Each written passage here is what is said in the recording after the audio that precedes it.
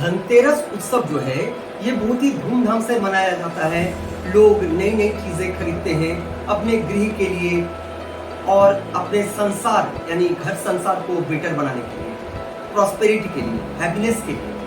पर बात जो सही है उससे सही मायने में कोई भी नहीं जानते। शास्त्रीय मत क्या कहता है आइए जान लेते हैं। पौराणिक चीजों को अगर समझे, अगर पौराणिक कथाओं के आधार पर शास्त्र को समझने का प्रयास करें, अगर आप अपने दादा दादी, नाना नानी या उनसे पहले जो रहते थे आपके घर में, आपके रिश्तेदार, वो किस तरह से धनतेरस उत्सव का पालन करते थे, अगर आप समझने का इसे चेष्टा करेंगे तो पाएंगे धनतेरस उत्सव जो है वो सोने, चांदी, हीरे, मोती खरीदने के लिए नहीं है, अपने स्टेटस को शो करने के लिए नहीं है। और ऐसा नहीं है कि आप धनतेरस के दिन हीरे, मोती इत्यादि खरीदेंगे या ज्वारात खरीदेंगे तो माता लक्ष्मी की कृपा अधिक बरसेगी आप पर। ये थ्योरी बहुत ही गलत है और मुंह के बल बारंबार गिरता रहा है और आज भी गिर रहा है, कल भी गिरेगा। क्योंकि धनतेरस का मतलब क्या है? शुभ, शुभता। तो शुभता किस बात की है? गृह यानी संसार में सबों का एक साथ मिलकर रहना, आगे की ओर बढ़ना, संसार में सभी का मंगल होना, मंगलमय जीवन होना।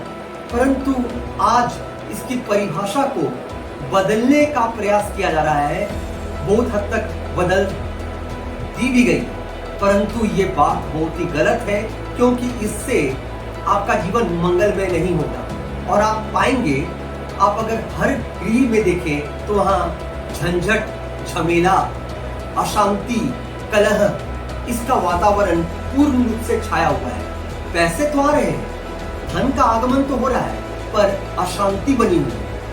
उस धन के आगमन का क्या लाभ जो आपके गृह में अशांति दे, अशांति को फैलाए और अपनों से आपका झगड़ा विवाद बना रहे, जो आज के डेट में हम देख रहे हैं। यही तो कलयुग की परिभाषा है।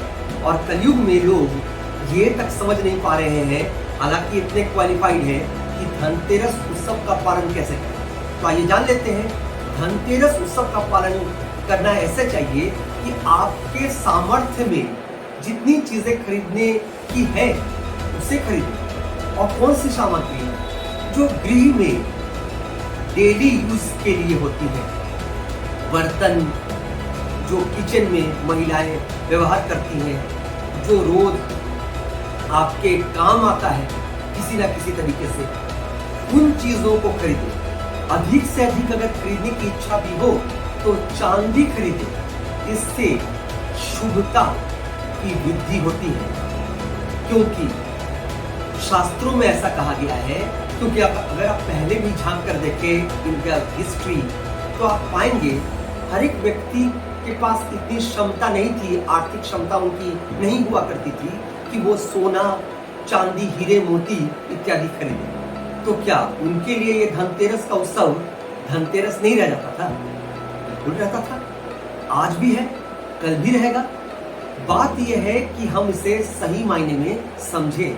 आज प्रतिस्पर्धा का जमाना है, तो हम लोग समझते हैं क्या कि जो जितने अधिक हीरे, ज्वारात, सोना, चांदी खरीदेंगे उन्हीं की जीत होगी, उन्हीं की जय जयकार होगी। परंतु ये सोच मूर्खता भरी है। जी हाँ, मैं बारंबार कहूंगा एज एन एस्ट्रोलॉजर, मूर्खता यानी मूर्ख ऐसा सोचते हैं, और मूर्खता भरी सोच है ये, जो ऐसा चीज खरीद कर अपने आप को बड़ा माता लक्ष्मी के कृपा पात्र समझ लेते हैं। ऐसा कुछ नहीं होता। वरन आपके जिंदगी में अशांति, कलह बना ही रहेगा। पैसे तो आएंगे, धन का आगमन होगा, पर कई प्रकार की दुर्घटनाएं, असुविधाएं आप पाएंगे। आप ऑब्जर्व करें, आप इसे पाएंगे। तो अपने आप में बदलाव लाएं, स्टेटस को शो नहीं करें। ये भी वो मालिक देख रहा है। विशेषकर ये वर्ष 2025 भौम अर्थात कुज यानी मंगल का है, और वहां पर भी ग्रह हमारा शनि वक्री गति में चल रहे हैं। तो वो हर एक व्यक्ति पर पेट्रोलिंग कर रहे हैं कि कौन व्यर्थ में अपने स्टेटस को शो कर रहा है, दिखावाबाजी कर रहा है, तो उसके जीवन को तोड़ मरोड़ कर सीधा करने का प्रयास कर रहे हैं ग्रह महाराज, जिन्हें न्यायाधीश या न्यायकर्ता कहते हैं। तो धनतेरस का मतलब है कि आप नए वस्तुओं को खरीदें, रोजमर्रे की यूज होने वाली वस्तुएं जो किचन में है, विशेषकर उन वस्तुओं को खरीदें, इससे आपको लाभ पहुंचेगा।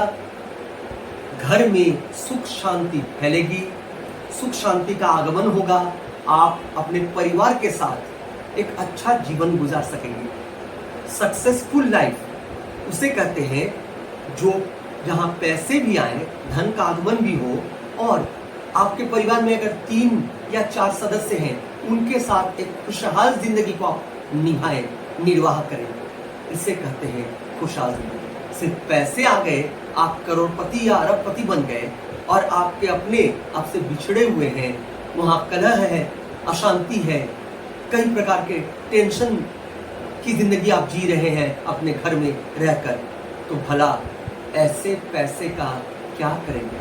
स्वयं विचार करें। तो आप लोगों का ये जो पर्व है, जो धनतेरस है, मैंने जिस तरीके से कहा उस तरीके से पालन करें, क्योंकि यही शास्त्र में कहा गया है।